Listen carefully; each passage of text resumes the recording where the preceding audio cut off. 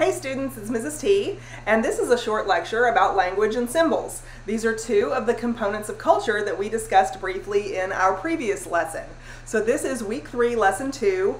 One of the components of culture that we mentioned was language and symbols. Symbols are anything meaningful that represents something else, and in this case, language is a set of symbols that we use to communicate. So whether we're talking about letters in the alphabet or we're talking about characters in the Chinese iconography, we are talking about symbols being part of language and language being a set of symbols. Okay? So language and symbols, when we talk about this in culture, it's really important to know that this is the basis of communication in general, and communication is a huge part of culture because our knowledge, skills, customs, traditions, norms, values, all of the other things on our list of components of culture have to be passed down from one generation to the next. And we have to have a communication, a common communication process in order to get meaning across so learning can happen and one generation can eventually take over from the previous generation and produce the next generation and teach them, etc., etc., etc.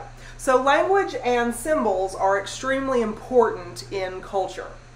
So verbal and nonverbal communication are part of this overarching topic of language and symbols.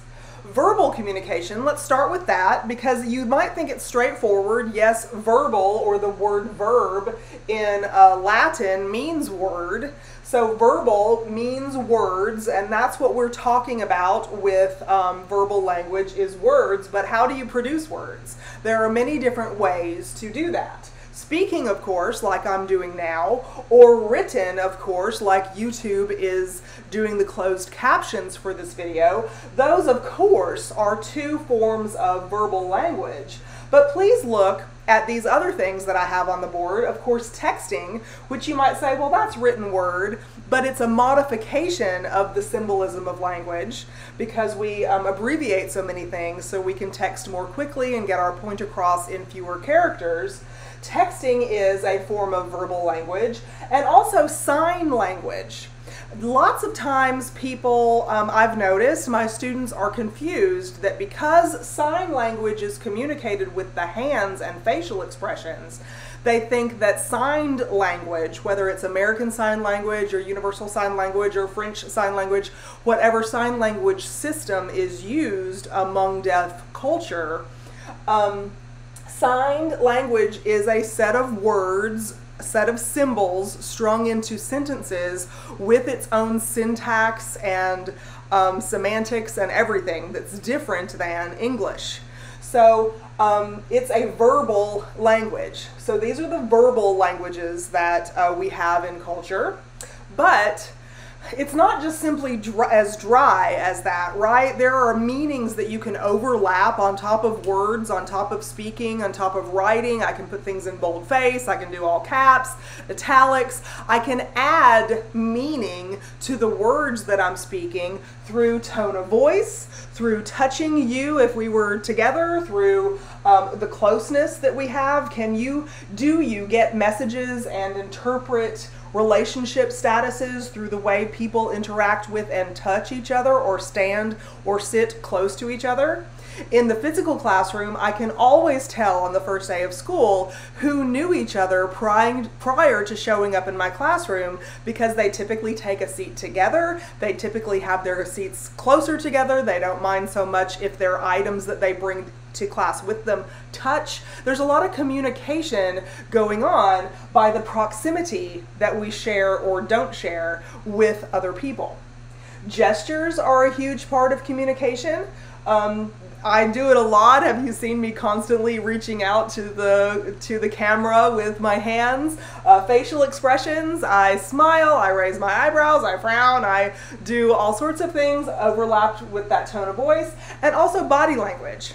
Body language is different than just gestures because you could stand in an exasperated way. Maybe I've got my hand on my hip, or maybe I'm walking and pounding along the road and very determined and I'm not looking around. This is a body language that's different than merely gestures that can communicate messages to people. So all of these things are learned throughout our socialization process that we will get some details about when we get to chapter 3. But language and symbols are a huge component of culture, not only because all of these different components combined get messages across. And when I say combined, there's a way of speaking with a certain tone of voice so a message is conveyed.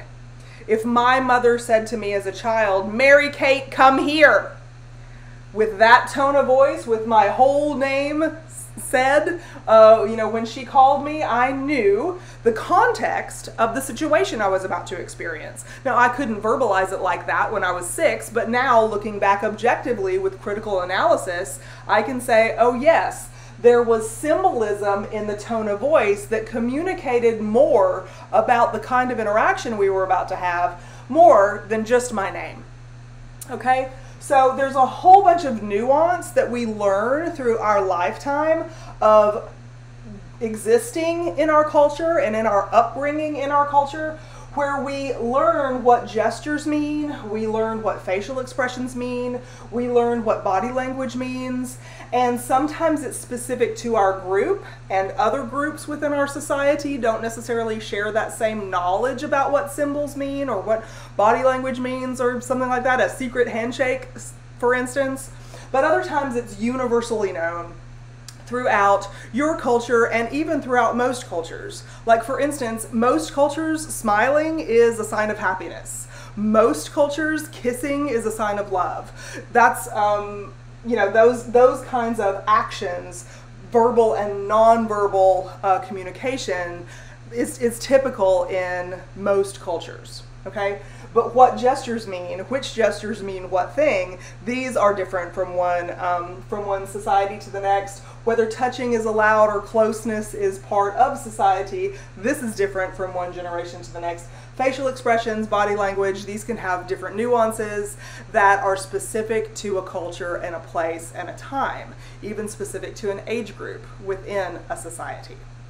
But that's not all. I mean, that's pretty complicated when we look at language and symbols in just that respect. But I also want to point your attention to, I believe it's page 44 in the physical textbook in chapter 2, but I want to point your attention to the sections in our textbook that talk about language and society. There's a section on language and gender, there's a section on language and race, a section on language and social identity. These kinds of discussions that your textbook author presents to you in the reading assignment highlight another aspect of how important language is, or how telling language is, no pun intended, about some of the patterns, the patterned ways of thinking, feeling, and acting, or social facts, that might exist in one society to the next.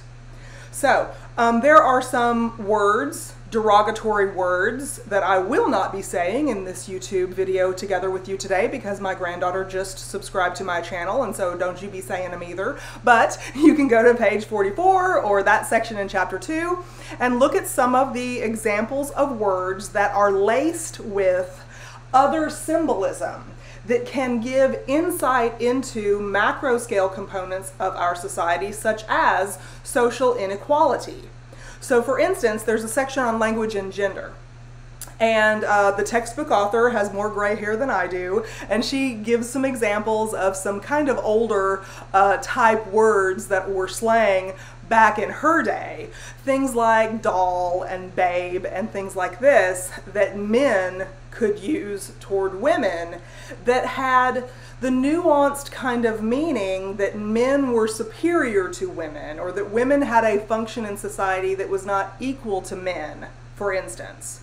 And so these sections that I'm telling you about in the textbook that I need you to pay attention to and read, these are very important additional aspects of language and symbols that really add meaning to our social reality. It adds meaning to life, and it can give insight into some of the macro scale patterns that we live with in our society. It might be a good idea for you to look at those sections in that part of the textbook and think about maybe your own life experiences and whether, based on tone of voice, based on gestures, facial expressions, the particular word choice that has been used in the past in some circumstances that you've experienced. Maybe there has been some sort of bias in favor of or against you or someone you witnessed interaction with that was all founded in the meaning associated with the word choice and the symbolism of those parts of paralanguage, we call it, in the communication process. So language can really reveal attitudes that are generalized across an entire population. It's not just about how you and I are communicating on the micro scale. So you can apply all three of those main theoretical perspectives we discussed during week 2, functionalism, conflict theory, or symbolic interactionism, and you get a lot of sociology fuel for our education fire. So I will see you in the next part of our lecture about additional components of culture. We're going to look at norms and values and sanctions too. There's another vocabulary word that will be important in the next lecture. Text me with questions.